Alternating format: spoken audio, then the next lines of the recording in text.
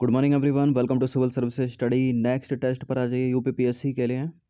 इस test series की playlist बना रखी है, लिंक उसका डिस्क्रिप्शन बॉक्स में। सभी टेस्ट का रिवीजन करते रहिएगा हर दिन। तो चलिए स्टार्ट करते हैं आज का टेस्ट। और इस टेस्ट में हम प्रैक्टिस करने वाले हैं अधिकतर करंट अफेयर से रिलेटेड प्रश्नों पर ही। कुछ प्रश्न स्टैटिक जीके के भी हो सकते हैं। तो पहला प्रश्न है, उत्तर प्रदेश में बटेश्वर मेला आयोजित किया जाता है गंगा नदी के तट पर, रामगंगा नदी के तट पर, गोमती नदी के तट पर या यमुना नदी के तट पर। देखिए, पहली बात तो बटेश्वर मेला आयोजित किया कहाँ जाता है, तो आगरा में आयोजित किया जाता है। एक प्रश्न तो ये बन गया। अब आगरा में गंगा नदी तो बहती नहीं है, आगरा, ठीक है।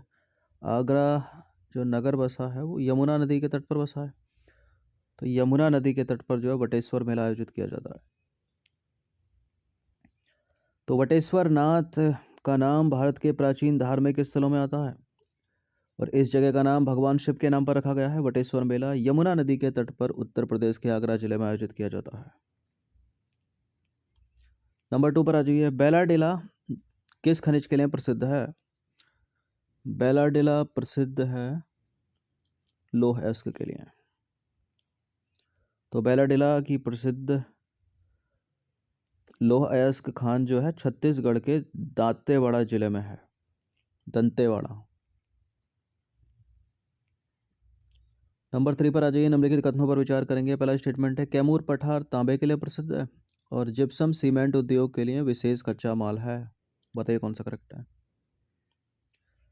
देखिए, कैमूर पठार चूना पत्थर के लिए प्रसिद्ध है, गलत है पहला स्टेटमेंट। और चूना पत्थर ही सीमेंट उद्योग के लिए विशेष कच्चा माल है, तो गलत हो गया दूसरा भी स्टेटमेंट। दोनों के दोनों इनकरेक्ट हैं, तो डी है इसका आंसर। देखिए, दोनों के दोनों असत्य हैं क्योंकि कैमूर पठार चूना पत्थर के लिए प्रसिद्ध है और यह पठार चूना पत्थर, बलुआ पत्थर, डोलोमाइट, सैलो से निर्मित है। पर्याप्त मात्रा में चूना पत्थर पाए जाने के कारण इस क्षेत्र में सीमेंट उद्योगों की स्थापना अधिक हुई है और जो चूना पत्थर है वो सीमेंट उद्योग के लिए विशेष कच्चा माल है, ना कि जिप्सम। जिप्सम तो सीमेंट में इसलिए मिलाते हैं ताकि सीमेंट जो है जल्दी जमे नहीं, ठीक है, उसको समय मिल जाए। आपने देखा होगा कि मान लीजिए सीमेंट का जो कट्टा होता है उसको आधा यूज़ करके आधा रख दिया, अगर वो नमी के संपर्क में भी आ जाता है तो पूरा पत्थर बन जाता है।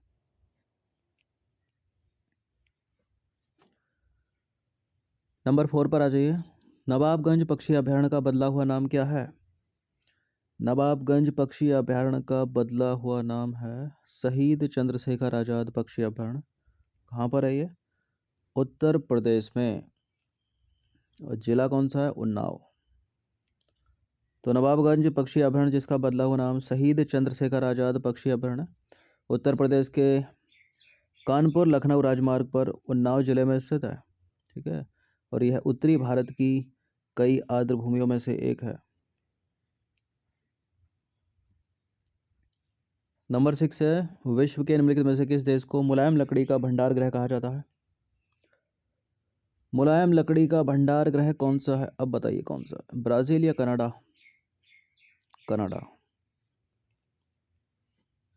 मुलायम लकड़ी की उपलब्धता तथा जल विद्युत की सुलभता ने जो है कनाडा को संसार का सबसे बड़ा लुगदी तथा कागज का उत्पादक प्रदेश बना दिया है। कनाडा को ही मुलायम लकड़ी का भंडार गृह कहा जाता है। नंबर 7 है, वेतवा लिंक परियोजना किन दो राज्यों से संबंधित है? ये दो राज्यों से संबंधित है, तो 3 है यहाँ पर, तो इसको तो हटा ही दीजिए फिर। किसकी है ये? यह है मध्य प्रदेश और उत्तर प्रदेश। तो देखिए, हाल ही में मध्य प्रदेश और उत्तर प्रदेश के मुख्यमंत्रियों के द्वारा केन वेतवा लिंक परियोजना को लागू करने हेतु एक समझौता ज्ञापन पर हस्ताक्षर किए हैं, जो नदियों को आपस में जोड़ने के लिए राष्ट्रीय परिप्रेक्ष्य योजना की पहली परियोजना है। इस महत्वाकांक्षी परियोजना को लागू करने के लिए दोनों राज्यों द्वारा विश्व जल दिवस कब मनाया जाता है? 22 मार्च को। इसके अवसर पर केंद्र के साथ एक त्रिपक्षीय समझौते पर हस्ताक्षर किए। नंबर 8 पर आ जाइए। उज्जैन शहर किस नदी के किनारे अवस्थित है? मध्य प्रदेश का उज्जैन शहर शिप्रा या क्षिप्रा नदी के किनारे अवस्थित है। तो उज्जैन, ठीक है, भारत के मध्य प्रदेश राज्य का एक प्रमुख शहर है जो शिप्रा या शिप्रा नदी के किनारे बसा है। और यह एक अत्यंत प्राचीन शहर है। यह महान सम्राट विक्रमादित्य के राज्य की राजधानी थी। राष्ट्रीय बालिका दिवस कब मनाया जाता है? हाल ही में भारतीय प्रधानमंत्री ने राष्ट्रीय बालिका दिवस के अवसर पर पुरस्कार वितरण किया। 24 जनवरी को यह मनाया जाता है। ठीक है, इसमें इन पुरस्कारों में जीतने वाले 8 बालक उत्तर प्रदेश के हैं। तो प्रत्येक वर्ष 24 जनवरी को राष्ट्रीय बालिका दिवस के रूप में मनाया जाता है। राष्ट्रीय बालिका दिवस की शुरुआत हुई थी पहली बार वर्ष 2008 में महिला एवं बाल विकास मंत्रालय के द्वारा की गई थी। और इसका मुख्य उद्देश्य क्या है? लड़कियों के प्रति समाज का नजरिया बदलने, कन्या भ्रूण हत्या को कम करने और घटते हुए लिंगानुपात के बारे में जागरूकता पैदा करना। 10वां प्रश्न राजा राम मोहन राय से रिलेटेड है। बताना कि इनमें से कौन सा करेक्ट है। राजा राम मोहन राय को भारतीय पुनर्जागरण का जनक कहा जाता है। इन्हें आधुनिक भारत का निर्माता कहा जाता है और ब्रह्म समाज की स्थापना की थी इन्होंने। ब्रह्म समाज की थी, आर्य समाज की थी? आर्य समाज की स्वामी दयानंद सरस्वती ने की थी और ब्रह्म समाज की थी राजा राम मोहन राय ने। रामकृष्ण मिशन की किसने की थी? स्वामी विवेकानंद। तो राजा राम मोहन राय को प्रायः भारतीय पुनर्जागरण का जनक कहा जाता है, आधुनिक भारत का निर्माता कहा जाता है और ब्रह्म समाज की स्थापना की थी इन्होंने। नंबर 11 है नजफगढ़ झील कहाँ स्थित है? नजफगढ़ झील है हरियाणा और दिल्ली। तो न्यूज़ में रही है, चर्चा में रही, क्योंकि इसमें प्रदूषण बढ़ रहा है। ठीक है, एनजीटी ने जो है टोक दिया है। तो हाल ही में राष्ट्रीय हरित अधिकरण यानी नेशनल ग्रीन ट्रिब्यूनल ने दिल्ली और हरियाणा को पर्यावरण प्रबंधन योजना को लागू करने का निर्देश दिया है। इसे दोनों सरकारों ने नजफगढ़ झील एक ट्रांस बाउंड्री आर्द्रभूमि के कायाकल्प और संरक्षण के लिए तैयार किया है। देखिए, नजफगढ़ झील जो है वो राष्ट्रीय राजमार्ग 48 पर गुरुग्राम रजौकरी सीमा के निकट दक्षिण पश्चिम दिल्ली में एक प्राकृतिक अवतलित भूमि में स्थित है। और यह जो झील है वो बड़े पैमाने पर गुरुग्राम और दिल्ली के आसपास के गांव से निकलने वाले सीवेज यानी जो मलजल है उससे भरी पड़ी है। इस झील का एक हिस्सा जो है हरियाणा के अंतर्गत आता है और इस झील में 281 पक्षी प्रजातियों की उपस्थिति की सूचना मिली है, जिनमें इजिप्टियन बल्चर, ठीक है, बल्चर मतलब गिद्ध, और सारस crane, steppe eagle, greater spotted eagle, imperial eagle जैसे कई एंडेंजर्ड और मध्य एशियाई फ्लाईवे के साथ प्रवास करने वाले पक्षी शामिल हैं। प्रदूषण बढ़ रहा है। ठीक है,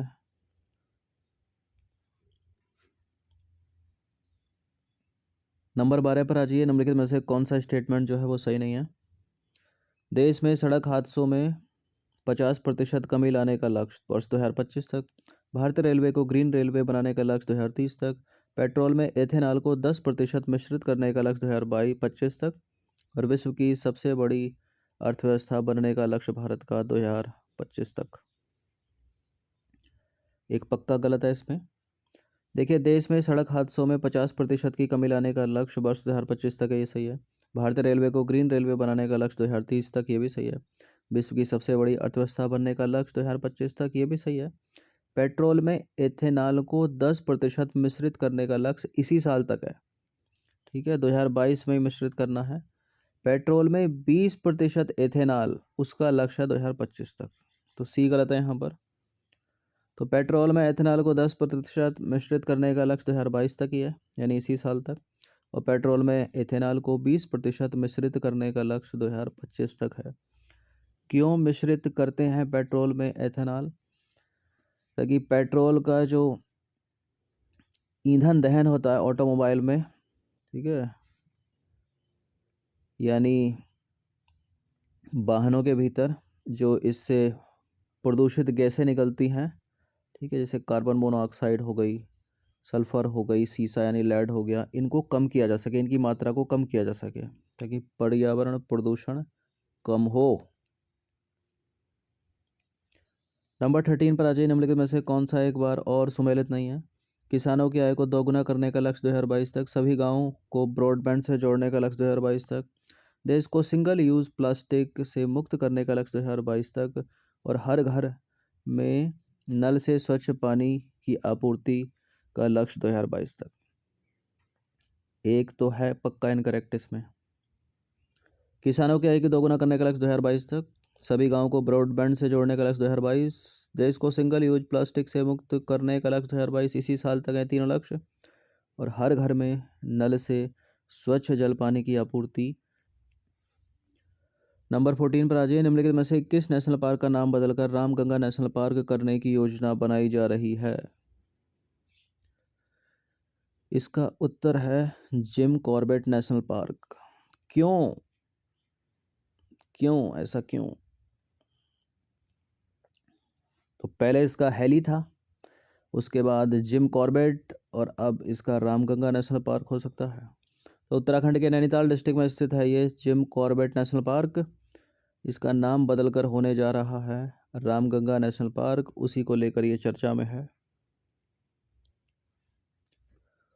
नंबर 15 पर आ जाइए। हाल ही में चक्रवाती यास के कारण भितरकनिका राष्ट्रीय उद्यान जो है या नेशनल पार्क चर्चा में रहा है। आपको बताना है कि ये कहाँ स्थित है। भितरकनिका मध्य प्रदेश में है या उड़ीसा में? उड़ीसा। तो भितरकनिका राष्ट्रीय उद्यान या नेशनल पार्क उड़ीसा में है, और ये चक्रवात यास के कारण इस उद्यान को काफ़ी नुकसान या क्षति पहुंची है, उसी को लेकर चर्चा में था ये। नंबर 16 पर आ जाइए। सैटेलाइट फ़ोन से लैस होने वाला भारत का पहला राष्ट्रीय उद्यान है। सैटेलाइट फ़ोन से लैस होने वाला भारत का पहला राष्ट्रीय उद्यान कौन सा है? यह है कांजीरंगा नेशनल पार्क, असम का। तो असम का कांजीरंगा नेशनल पार्क भारत में सैटेलाइट फ़ोन से लैस होने वाला भारत का पहला राष्ट्रीय उद्यान है। नंबर 17 पर आ जाइए। Ranthambore tiger reserve, Ramgarh Vishdhari tiger reserve और मुकुंदरा टाइगर रिजर्व, ये सभी कहाँ स्थित हैं? क्योंकि ये न्यूज़ में थे हाल ही में। देखिए पहले से ही पता लगा लोगे आप, रणथंभौर राजस्थान में। तो राजस्थान सरकार ने इन तीनों टाइगर रिजर्व को एक साथ जोड़कर एक टाइगर कॉरिडोर को विकसित करने की योजना बना रही है राजस्थान की सरकार, इसलिए न्यूज़ में है ये। नंबर 18 पर आ जाइए। बाघों की आबादी को दोगुना करने के लिए TX2 अंतर्राष्ट्रीय पुरस्कार निम्नलिखित में से किस टाइगर रिजर्व को मिला है? किसको मिला है? उत्तर प्रदेश का टाइगर रिजर्व है ये है Pilibhit tiger reserve. Bandhavgarh tiger reserve कहाँ पर है? ये है मध्य प्रदेश में। पन्ना कहाँ पर है? मध्य प्रदेश में है पन्ना भी। ठीक है।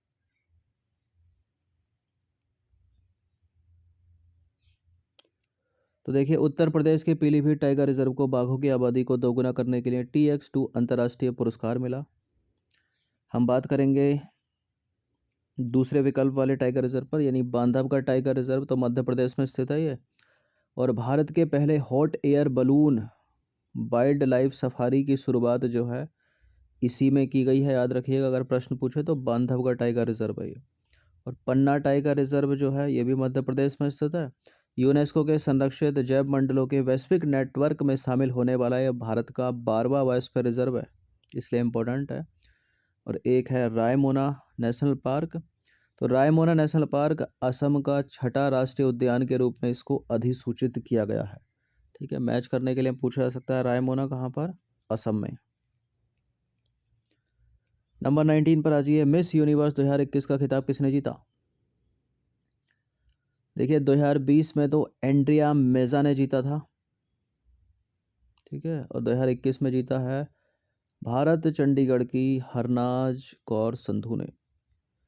तो बी है इसका आंसर। और 1994 में जीता था सुष्मिता सेन ने, और सन 2000 में जीता था, यानी 21 साल पहले, लारा दत्ता ने। तो 70वां मिस यूनिवर्स का खिताब जीता है 12 दिसंबर 2021 को इजराइल में आयोजित हुआ था ये हरनाज कौर संधू ने। ठीक है, चंडीगढ़ की हैं ये, 21 वर्ष की मॉडल हैं, अभिनेत्री हैं। और 21 साल के बाद भारत की किसी सुंदरी को मिस यूनिवर्स का खिताब मिला है? इससे पहले वर्ष 2000 में एक्ट्रेस लारा दत्ता ने यह ताज जीता था। और देश का पहला मिस यूनिवर्स खिताब की बात करें तो वर्ष 1994 में सुष्मिता सेन ने जीता था। पिछले साल की बात करें तो मैक्सिको की एंड्रिया मेजा ने जीता था मिस यूनिवर्स 2020 का खिताब। 20वां प्रश्न है, अंतिम प्रश्न है। भारत का अंतर्राष्ट्रीय फिल्म महोत्सव international film festival of India का 52वां संस्करण कहाँ संपन्न हुआ? कहाँ हुआ? गोवा में संपन्न हुआ। तो भारत के अंतर्राष्ट्रीय फिल्म समारोह यानी international film festival of India का 52वां संस्करण जो है वो गोवा में संपन्न हुआ। पहली बार इंटरनेशनल फिल्म फेस्टिवल समारोह में, ठीक है, वृक्ष फिल्म समारोह की मेजबानी भी की गई। ठीक है, वृक्ष फिल्म पुरस्कार भी दिए गए इसमें।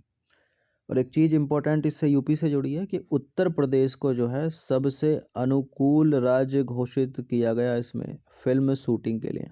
ठीक है, सबसे अनुकूल राज्य। तो 20 प्रश्न थे करंट से रिलेटेड, इनकी प्रैक्टिस एक बार कर लीजिएगा।